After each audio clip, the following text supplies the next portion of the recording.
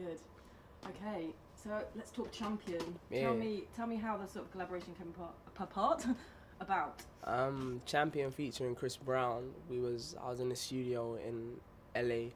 Me and my producer, my boy Eric, wrote the song, and you know the words in the chorus just were so meaningful, and it was kind of like, who could we get to sing this and would actually sing it from the heart, you know? And then I actually got on a plane back to the UK the next day, and then my producer pinned me. He said, "How would you feel about Chris Brown?" I was like, "Cool, man. I'm a big fan." And then they sent the track over to him. He loved it.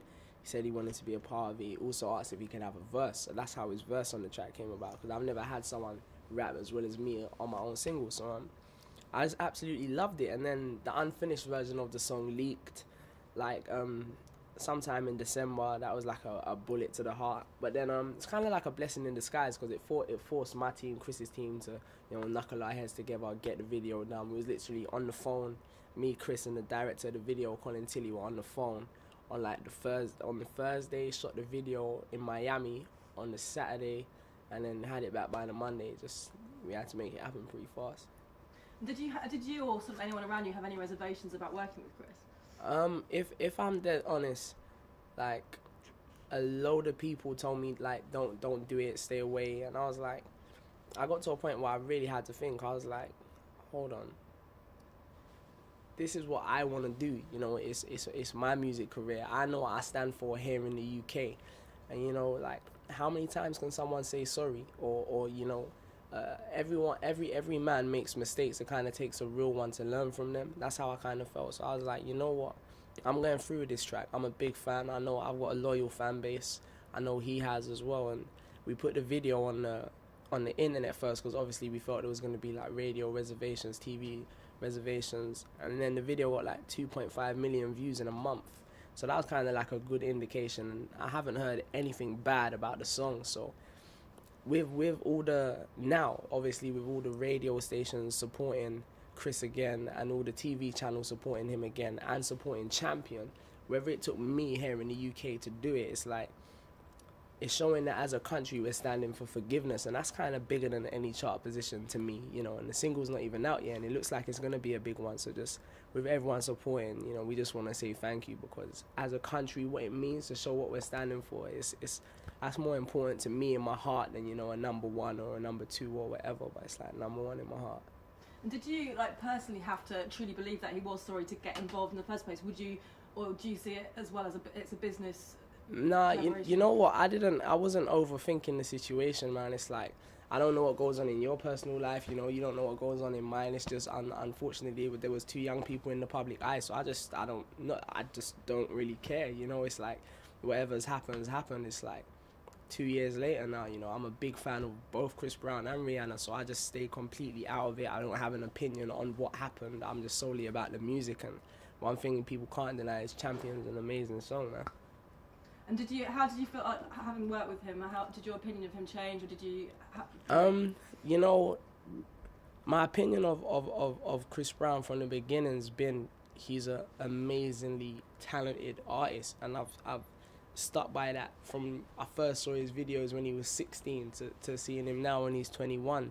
So it's like one thing I did take from him at the video shoot is that boy's a star, man. You know, and his whole demeanor, his whole aura about how passionate he is about music, and how the same as me, was really reflected in the video. You know, I was when we finished the video, all my friends and all his team, my team, was like, you and Chris's chemistry on camera is absolutely amazing. So I was like, thanks, man. I hope it kind of reflects in the video, and then it did. So in my opinion of him is just, he's a star, man. That's about it. And you've said that the singles kind of tells a story of your life in a way. Yeah. What do you kind of mean by that? It's like why I say the singles tells the story of my life is because it's like I was born a champion. That's what I wanted other people to take from the song. And you know, I see success as a journey, not a destination. So and I feel, in my struggles that I've had in my life, you know, everyone has struggles, you know. Willow Smith probably has her own struggles, you know what I mean? Everyone has their own different struggles, but I'm the type of person that sees a struggle as a beautiful thing. So it's like, anytime a line in the song, I said like build a foundation with the bricks they throw.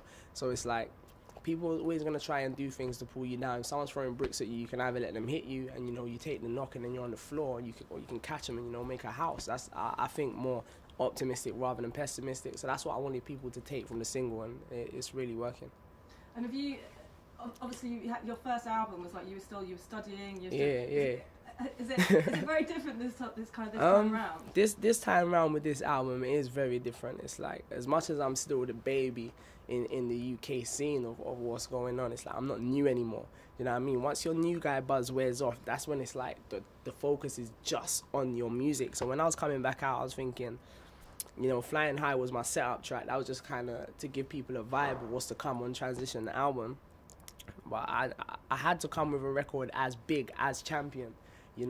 As much as of a massive song and an event, because obviously it's it's the first time a UK and, a US artist, both young and in their prime, have done a single together.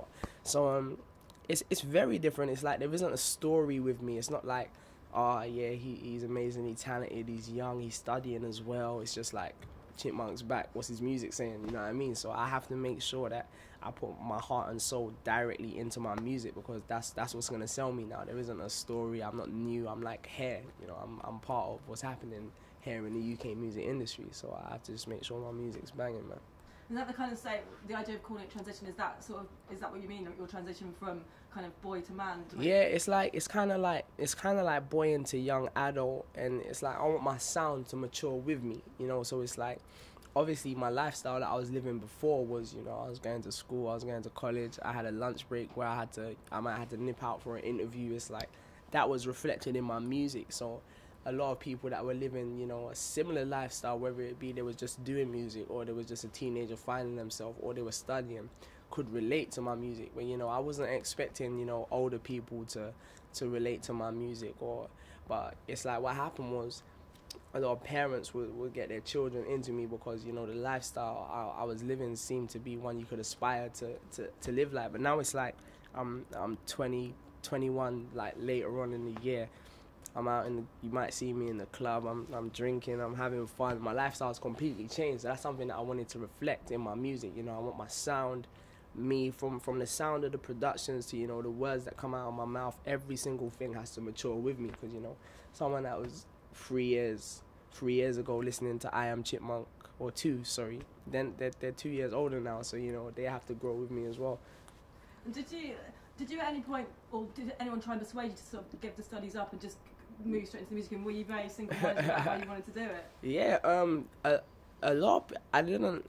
To be dead honest, I didn't have to finish college. I got signed halfway through college. I could have just went adios to my teachers, But for me, just coming from where I come from, it's like knowing what it would have symbolized for other young black boys in the area that I grew up from, to see me, have a career and also finish my studies. I wanted to do it not just for myself, but for other people to see as well, that like you can do anything if you just, allocate your time. That's something that's very important, allocate your time and just try as hard as you can. I got a B and a C and a D in my A-levels, but I had a full-time career at the same time. So it's like, I just wanted people to see that you can do it, and it's not everyone that, comes from a deprived area that can't make a success of their life, man. And are you kind of very aware that people do listen to everything you say? And do you think that they do more so than like people in government saying that they need to crack down on gangs and violence? Yeah. In terms of me being a musician and having a lot of influence on not even just young people, just I feel that as an artist, the music you put out will create a perception of you. And whether it be good or bad, when it comes to like things like interviews, when people, whatever perception you put out, you have to be able to articulate yourself or defend yourself to explain that perception that you've broadcasted. So when it comes to like things like gangster rap or whatever is stigmatized as being negative, one thing I always say is that you can't, when it comes to like music and politics, you can't point the finger at someone that's talking about stuff that's true to their life. Some of these people actually have been involved in, close to death situations. A lot of people's friends have actually died, and, what's going on out in the streets is You know, I'm still here, so I know it is very serious. You can't wrong someone for talking about their life. What you can wrong someone for is how they go about talking about their life. But then it's like, opinions ain't facts anyway, so where does it leave you? It's better you might as well embrace, you know, that rapper or that singer or Marilyn Manson who wanted to take his ribs out so he could do whatever he wanted to do to himself. Do you know what I mean? Embrace them and try and make them. Music is you've got a much better chance of getting into a, you know, anyone's mind through music rather than, you know, Mr. Politician in a suit who actually doesn't know what's going on in that climate because you haven't took the time to step into it, because these it's pretty dangerous out there, man. Have you had kids that have come up to you and said that you know that you've changed their views on things and that they've listened to you? Yeah, I've had loads of people come up to me and say, you know, I've managed to change their views on how they perceive things, but that's something that kind of came with me living and going through things and experiencing things myself. You know, I'm not ashamed of, you know, where I come from, the state I come from. I see it as a beautiful thing, you know what I mean? I see a struggle as beautiful. If I could, you know, miraculously change my life and grow up in some bougie area, I wouldn't do it, because there's certain life skills that you learn, you know, on these council estates that you can't get anywhere else, you know what I mean? Like how to handle yourself when you're out in the public by yourself, you know what I mean? Or how to handle yourself when you're you know, the stereotypes that might be placed on, you know, a group of, you might just see like, I don't know, 30 dudes in hoods, and it comes across intimidating. You know, if you grew up where I grew up, you learn that, you know, if there's, you know, someone might tell you, you know, if there's 10 of you, you know, don't wear your hood so you just don't look as threatening, you know what I mean? These kind of things, you can't just learn, they're not in the education curriculum, you know what I mean? It's life skills that I could have only learned where I grew up, so I wouldn't change a thing. And what do you think you have that's made, why do you think you managed to stay on kind of the right path and other people don't? Why did I manage to stay on the right path? I think it's cause like when you see, you know, when you see people do it the legal way and become successful, people do it the legal way and be bums, you know, people do it the illegal way and be successful, people do it the illegal way and be bums. You kind of like, from a young age, you get like a broad spectrum of, you know, all the different possible outcomes, and it allows you to make the choice, you know, whether people want to believe it or not. Parents ain't making the choices for young people no more, you know. You be surprised what these 14-year-olds are getting up to. So it's like, I got to see it all at a young age, you know, the legal path and someone that made it, you know, done well, the legal path of someone that studied, got a degree and came out and couldn't get a job, you know, the person that done it illegally and made millions, the person that done it illegally and ended up in jail, you know what I'm saying? I got to see everything, so it allowed me to say, you know, what I want to do, and you know, fortunate enough to have, you know, family members and older siblings and just older people from my estate that saw that I had a gift and I had a talent and just said, you know what, just keep going, man. You know, I was good at football. They used to train with me. I like music. They used to buy me vinyls, you know, just channel me into wherever I wanted to do, whatever I wanted to become. Kind of helped. And then back to the new album, you've got, it's not just Chris Brown you've worked with, I think Kerry Hilson. Yeah. Well, is it someone from the Diddy Yeah, gang as well? Diddy Day Money. How did you get all those kind of people involved, and how important is it to get some of those big US people? Yeah, you know what? Yeah, so on Transition, the album, you know, there's Chris Brown, Kerry Hilson, Trey Songz, Diddy Dirty Money, well, Kalina of Diddy Dirty Money, and Mavado, the biggest artist in Jamaica at the moment. That isn't me trying to crack America, you know. I just never been that artist that's openly said, yeah, I want to break the States, you know, it's massive, there's more money over there. Like, my prime focus is always going to be what's happening here in the UK. Even if I'm recording over there for 6 months, everything is based on what can I do for my fans here in the UK. So I know that, like, there's people that are fans of me that are also fans of Chris Brown, that are also fans of Kerry Hilson, that are also fans of Trey Songz, and I felt like there hadn't been an album that kind of bridged the gap between the UK, you know, rap, MC, urban scene, whatever you want to call it, and the US. So that's not me trying to crack the States. That's me trying to make my fan here that is a fan of Chipmunk solely, but also loves Chris Brown, Kerry Hilson, Trey Songz, Mavado, Wretch Free 2, can have one disc and kind of enjoy the flavors of, you know, what all the different artists bring to it.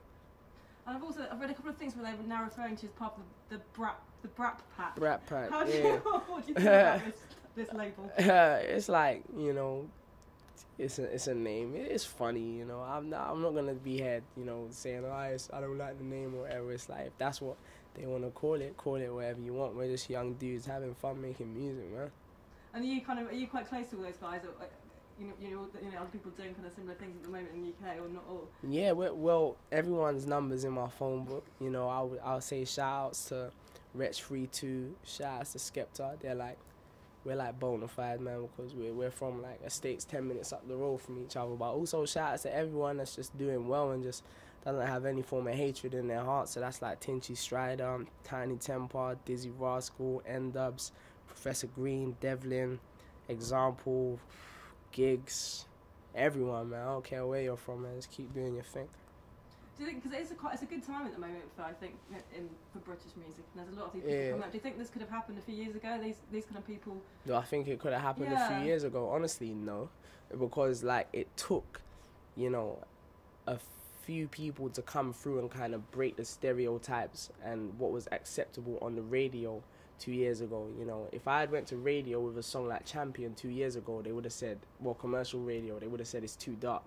You know, and I did go to a song that was as powerful as Champion about 2 to 3 years ago, a track called Beast, and they said it was too dark. But I was the person that was like, all right then, let me go and make something a little lighter. Do you know what I mean? A few of us to break that radio boundary, you know, as MCs 2 years ago, the point that had to be proved was that, you know, one of us or some of us could make a song that could actually work on daytime radio. You know, so now that that point's been proved, it's like you can get a bunch of us now, and, you know, if someone's coming across angry on their song, it's not seen as anger, it's seen as passion. Do you know what I mean? But it took a few things to happen prior to that. You know, the past 3 years has been very vital to what's actually happening now. So kind of the floodgates are now open, and it's. Do you think it's open, man. It's like I was speaking to Wretch32. He's like, I see him as like a mentor for me. You know, he's only 25, but you know, success on paper kind of happened for me quicker than it did for him. But I was like the person that always said, Wretch, man, like he couldn't. The best way to put it is, you know, we're from the same scene, we're both driven by the same forces, we both, you know, are hot on lyricism, but I was the one that could have made Oopsie Daisy. You know, he couldn't, you know what I'm saying? He will openly tell you, know, that is not him, but I could have, so I did. So it's like Oopsie Daisy gets made, then it goes #1, and then, you know, the scene keeps progressing. You know, Tiny comes with #1s, Tinchy comes, Dizzy comes, to the point it enables the radio to just have a more optimistic ear to different sounds. Then Wretch32 now in you know 2011 can come with Tractor, which is, you know, a hard sounding song, you know, straight bars. You know, not your typical daytime radio song in the same extent that Champion isn't now, and Wretch32 can go #5. So, you know, shout outs to Wretch, #5 in the charts, and, you know, from my town, so it's beautiful.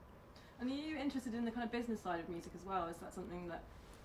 Yeah, I'm very hot on the business side of music. It's something that I definitely want to get into. Just knowing that the crisis that record labels are in at the moment when it comes to, you know, spending money and handling budgets. As someone that built a name for myself from scratch, and, you know, pretty much doing it without a penny, you know, I think that's something that I could offer to, you know, help people out in building a buzz for our artists, you know, because you'll get a new act and, you know, spend, I don't know, 60 grand on a video and 100 grand on a marketing campaign, and then no one just don't care. You know, there's things you could do for artists that don't cost you a penny that could really give you a jump start in your career. And you're touring next month, February, is that right? Yeah, I'm touring February into March with Neo. It's Neo's tour. Me and Trey Songz are supporting, so if you get a chance, come down. It should be a good show. Are you going to be showcasing stuff from the new album in this? I'm definitely going to be doing, you know, the tracks that have been released already, like Flying High and Champion. I might, if I pick my next single by then, I might perform that, but you'd have to come down straight. And is there less pressure for you if you're as a support of Neo than there would be if it's your own show? How do you kind of feel? You know, I'm the type of act that, you know, if I'm supporting someone on tour, my sole objective is to, you know, get the crowd as excited as I possibly can for the main star of the show. You know, obviously I'm not putting myself down or anything. I'm still gonna enjoy and, you know, entertain and please my fans, but that's the objective. You know, my objective of going on Neo's tour is to, you know, make everyone get roaringly excited and ready for Neo. So I'm gonna have an amazing time. But, you know, when it's my show, the support act comes and he's gonna get the crowd as roaring, as exciting as he can for me, and then it's down for me to take it to that next step up. So yeah, I'm gonna have fun. Is that for you? Is that your favourite part of the process, of actually getting out there and performing it, or is it the writing? Is it my favourite part's probably the writing and being in the studio, because in the studio, I just feel free, man. You know, you never know what ideas are gonna hit you, and it's just, you don't get more fun than that. There's nothing that is more fun for me than being in the studio. And when do you kind of feel you're most creative, or when do you get your most of your inspiration? Most of my inspiration kind of comes from just life and, you know, trying to address situations that I've been through or that I think other people are going through. But other than that, lyrics just hit me 24/7, man. If I need to, if someone calls me for a concept for a song now and I gotta be at studio in half an hour, I'll have the verse before I get there. And what would you say, sort of the beginning of 2011, what are your kind of hopes for this year? What would you like to have happen by the end of the year? By the end of the year, I just hope Transition, the album, kind of situates me where I want to be as an artist by the age of 21. You know what I mean? That it sounds funny, but that will be big for me. And, you know, it's really starting to happen already. You know, just with the response that I've had from Champion as a single, and it's #1 on Shazam, and I've never been #1 on Shazam before, so that's kind of like showing that it could be a big one, man. So I'm just happy, and the most important thing is that all the TV stations, all the radio stations are supporting it. So I just want to say thanks, man. Oh, thank you very much. Sweet. Can I get you to do a quick ident? Cool. For a show we do called Entertainment Now. Cool. You can just do it straight down the lens. Basically, you can say anything you want as long as it's got you're watching Entertainment Now. Alright, somewhere cool. in. Ready? What's going on, people? I am Chipmunk. Champion is what it is right now, and you're watching Entertainment Now. Peace. Good for you. Cool. Cool. Thank you very much. Sweet.